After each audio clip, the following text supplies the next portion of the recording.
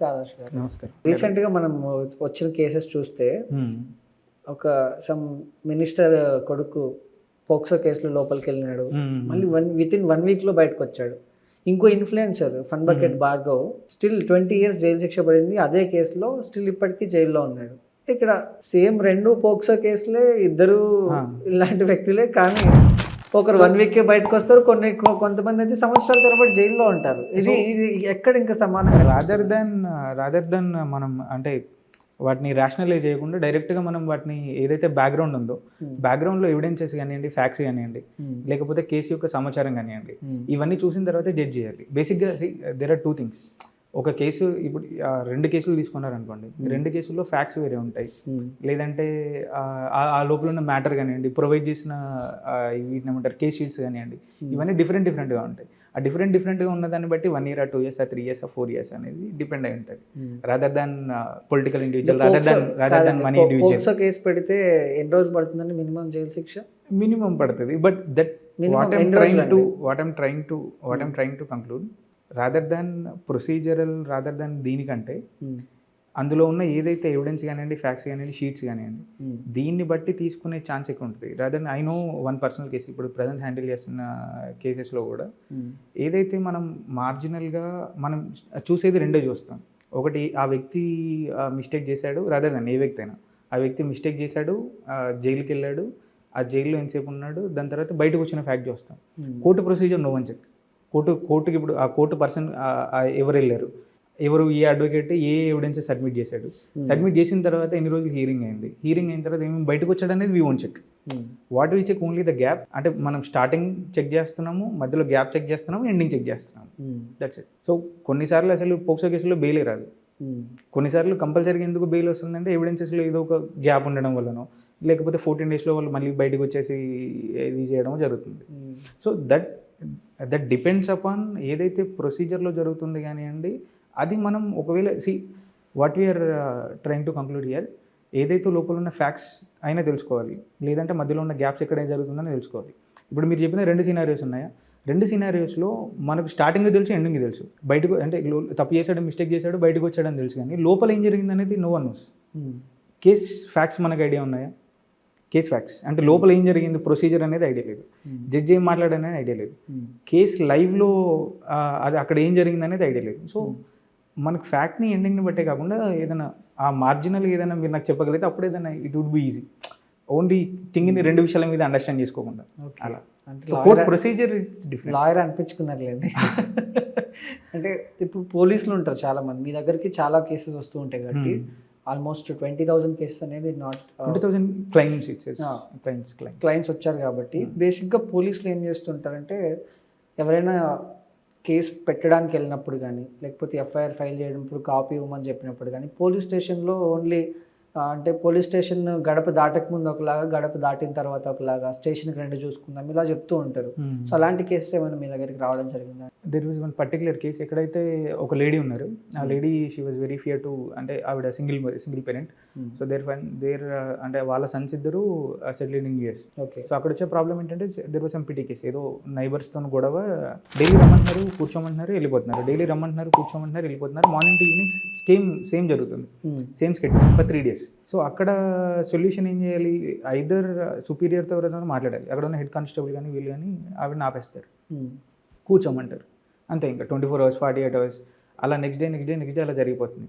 So when we get the call, తను అప్పుడే phone scroll చేస్తున్నారు, దే కాల్డ్ అస్ డైరెక్ట్లీ, ఇలా జరిగిందంటే అప్పటికప్పుడు మేము ఆ కాల్ని ఎన్రోల్ చేసి హెడ్ కానిస్టేబుల్కి ఇవ్వమని చెప్పాం, ఎవరైతే అక్కడ ఎస్హెచ్ఓ ఉన్నారో.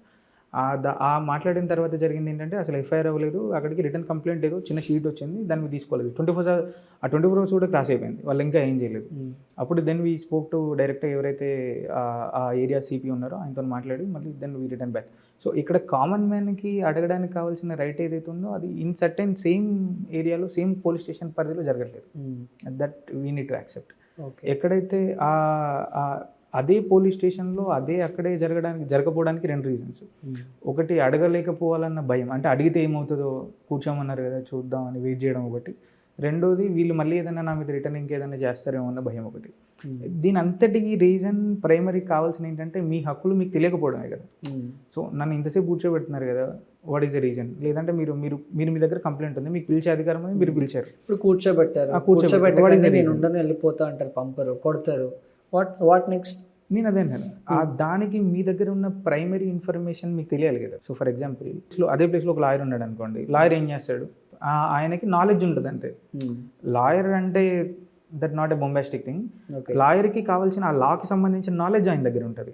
అందులో కొంత నాలెడ్జ్ సిటిజన్కి ఉంటే సిటిజన్ కూడా సేమ్ మాట్లాడతారు కదా. హక్కులు అందరికీ.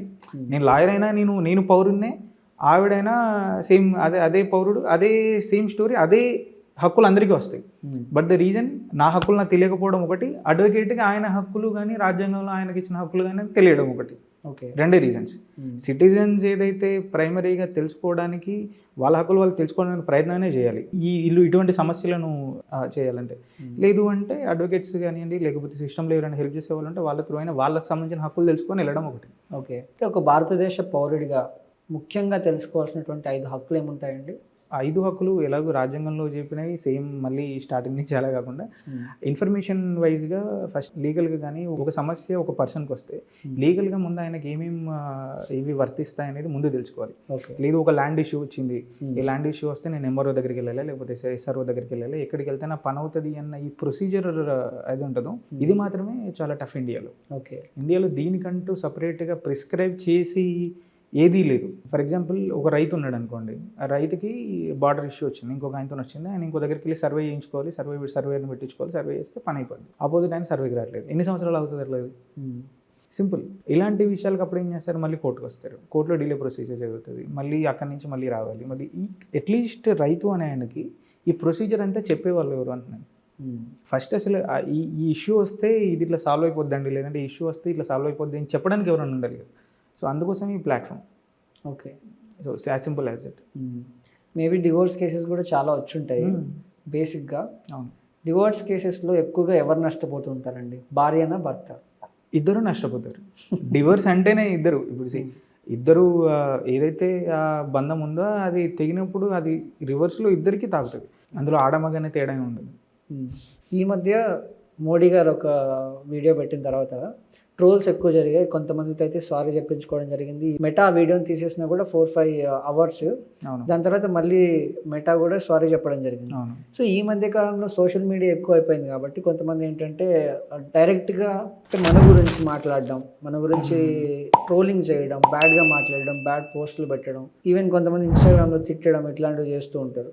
సో వాళ్ళ మీద ఎలాంటి యాక్షన్ తీసుకోవచ్చండి? యాక్షన్ మీన్స్ మీరు ఆబ్వియస్గా ఎన్నో రోజుల నుంచి ఉన్న పరువు నష్టం దావాలు లేదంటే ఇవి కానీ వేసుకోవచ్చు. ఏదైతే మీ వ్యక్తిగత విషయాలను తాకనంత వరకు, ఏదైతే మీ వ్యక్తిగత విషయాలకు అవి అటాచ్ అయిపోయి మీకు ఏదైనా పరువుకు సంబంధించిన విషయాలు కానీ లేదంటే మీరు మానసికంగా ఏదైనా జరుగుతున్నప్పుడు మీరు పరువు నష్టం దావా ఫైల్ చేసుకొని లీగల్గా ప్రొసీజర్ చేసుకోవచ్చు. ఓకే. సో డిఫికల్ట్ కేసు ఏమన్నా మీరు హ్యాండిల్ చేశారండి మీ లైఫ్లో? ఏదైనా మర్చిపోలేని కేసు ఏమన్నా? ఇప్పటివరకు 2 విషయాలు ఉన్నాయి. ఆ 2 విషయాలు నేను ఇంక్యుబేట్ అయింది అండ్ యాజ్ ఎంటర్ప్రెన్యూర్గా టీ హబ్లో ఇంక్యుబేట్ అయ్యాను.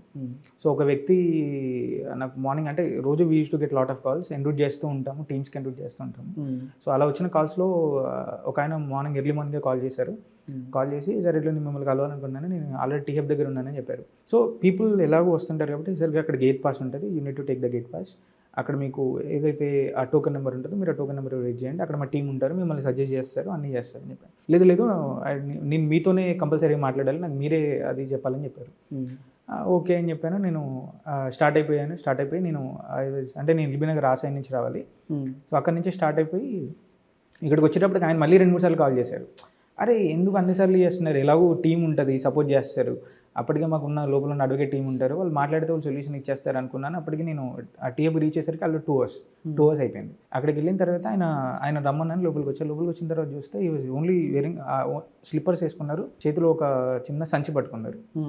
అక్కడికి లోపలికి వచ్చిన తర్వాత ఆయన చాలా సంతోషం, చాలా పెద్ద ఆయన నాకంటే చాలా ఇష్టం. 2 చేతులు నమస్కారం పెట్టి సార్ మీకు చాలా కంగ్రాచులేషన్. ఆయన సమస్య ఇప్పట్లో ఆయన అసలు సమస్య అనేది స్టార్ట్ చేయాలి. ఓకే సార్ చాలా సంతోషంగా ఉంది, చాలా కంగ్రాచులేషన్ సార్, ఇలాంటి ప్లాట్ఫామ్ ఒకటి క్రియేట్ చేసినందుకు అని పొగడ్డానికి స్టార్ట్ చేస్తున్నారు.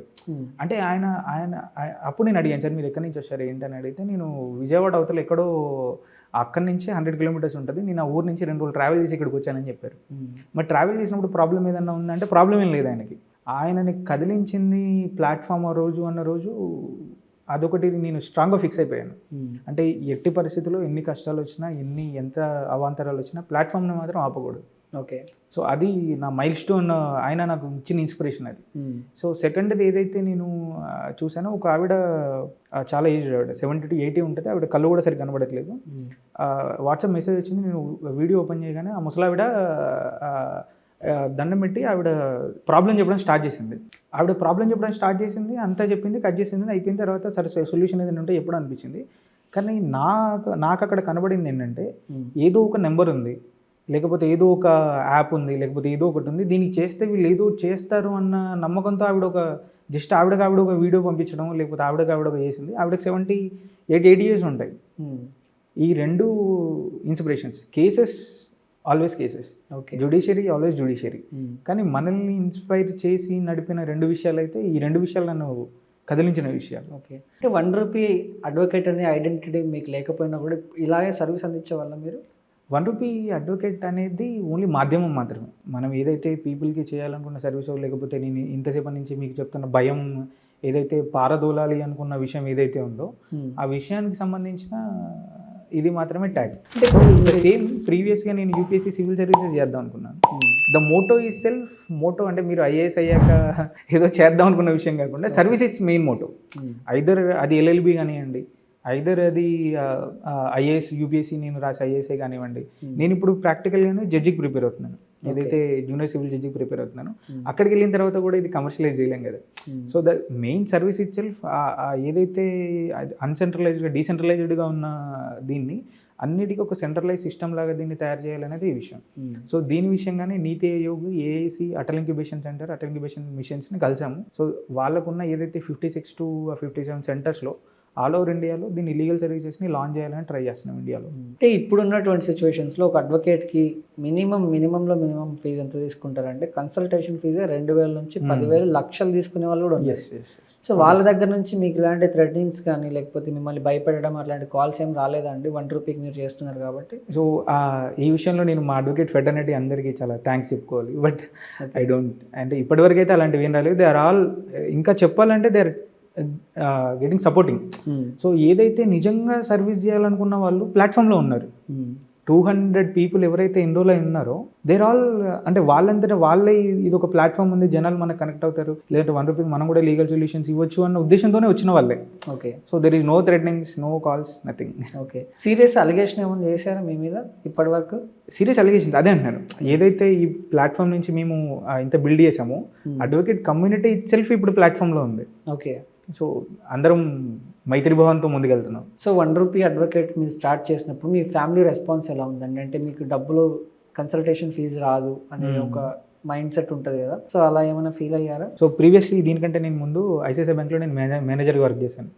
ఏదైతే ఐసిఐసిఐ నానక్రామ్ కూడా గచ్చిబౌలి టవర్స్ ఉంటుందో, ఆ టవర్స్లో నేను మేనేజర్ పొజిషన్లో, గుడ్ శాలరీ అండ్ ఎవ్రీథింగ్ ప్రాపర్గా ఉన్నాయి.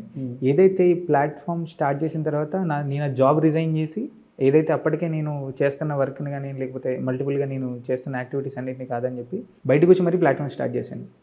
సో ఆ సపోర్ట్ అంతా, ఒకవేళ ఆ సపోర్ట్ని ఈ విషయంలో కాకుండా వాళ్ళు నాకు ఆ విషయంలో ఎక్కువ ఇచ్చారని చెప్పారు. ఓకే. ఏదైతే ఇంతకుముందు చేసిన వర్క్స్ అన్నిటికంటే ఇది చాలా నోబెల్ అని చెప్పొచ్చు. ఓకే. అంటే మీరు స్టార్ట్ చేసినటువంటి ప్లాట్ఫామ్లో ఎలాంటి సర్వీసెస్ ఉంటాయండి? జనాలు ఏం ఎక్స్పెక్ట్ చేయొచ్చు? సో క్లయింట్కి ఒకవేళ స్టార్టింగ్ ఏదైనా వాళ్ళ సమస్యతో మొదలు పెడితే వాళ్ళకి పరిష్కారం చూపించడం నుంచి కేసు అయిపోయేంత వరకు ఇన్ఫర్మేషన్ మొత్తం అందులో ఉంటుంది. ఏదైతే మీరు ఒక యూజర్గా లోపలికి వచ్చిన తర్వాత మీకు ఫైండ్ అడ్వకేట్ అని ఒక అది కనిపిస్తుంది, బటన్ ఉంటుంది. దాని ఒకవేళ క్లిక్ చేస్తే మీకు లిస్ట్ ఆఫ్ ఎంపానల్ అడ్వకేట్స్ ఎంతమంది ఉన్నారో అంతమంది అడ్వకేట్స్ కనిపిస్తారు. లేదు ఇంతమందిని నేను చూస్ చేసుకోవడం, ఒకవేళ ఎవరు మంచి వాళ్ళు అది ఇది అనుకో ఉంటే సిఎల్ఎన్ఎస్ లోగోతో ఉన్న ఒక కాల్ బటన్ ఉంటుంది. ఆ కాల్ బటన్ వాళ్ళు క్లిక్ చేసేసి మాతో డైరెక్ట్గానే మాట్లాడొచ్చు. మాట్లాడి మేము ఎవరినైతే సజెస్ట్ చేస్తాము, లేదంటే వాళ్ళకి సంబంధించిన కేసుకి రిలవెంట్ వీళ్ళు ఉన్నారు అని చెప్తే దాన్ని బట్టి వాళ్ళు ముందుకెళ్తూ ఉంటారు. ఓకే, ఆల్ ఓవర్ ఇండియా ఉంటుంది service? All over India 13 states వరకు ఎక్స్పాండ్ చేసాము. ఓకే. సో ఏదైతే ఇప్పుడు ఏఏసీ ఏఎం ఏదైతే అటల్ ఇంక్యుబేషన్ సెంటర్స్ ఉన్నాయో వీటిని ఒకవేళ నీతి ఆయోగ్ ప్రాజెక్ట్తో కనుక కలపగలిగితే it will be more 56 to 57 centres వరకు దీన్ని ఎక్స్పాండ్ చేసే ఛాన్స్ ఉంది. ఓకే. సో గవర్నమెంట్ తరఫు నుంచి ఇప్పటి వరకు అయితే మీకు సపోర్ట్ ఉంది? It's very good support. ఎక్కడైతే తెలంగాణ గవర్నమెంట్తో టీ హబ్లో ఇదే చేస్తున్నాము, ఆంధ్రప్రదేశ్ గవర్నమెంట్లో రతన్ టాటా ఇన్నోవేషన్ హబ్ ఏదైతే ఉందో దాంతో చేస్తున్నాము. ఇవి కాకుండా యుఐఏ ఎఫ్ఐసిఎల్ ఇది చేస్తున్నాము. Central గవర్నమెంట్తో NITI Aayog, ministry of electronic కమ్యూనికేషన్స్తో కూడా టచ్లో ఉండి ఈ ప్రాజెక్ట్ని నేషన్ వైడ్గా ఎట్లా ఇంప్లిమెంట్ చేయాలనే దాన్ని చేస్తున్నాము. ఓకే. ఇప్పుడు మా వ్యూవర్స్ ఎవరైనా చూసేవాళ్ళు కానీ ₹1 న్యాయ సలహా అంటే కాల్ చేస్తే మీరు రెస్పాండ్ అవుతారా? తప్పకుండా. అది పౌరుడిగా కానివ్వండి, లేకపోతే ఇండియా సిటిజన్గా ఎవరు చేసినా సరే will take the same response.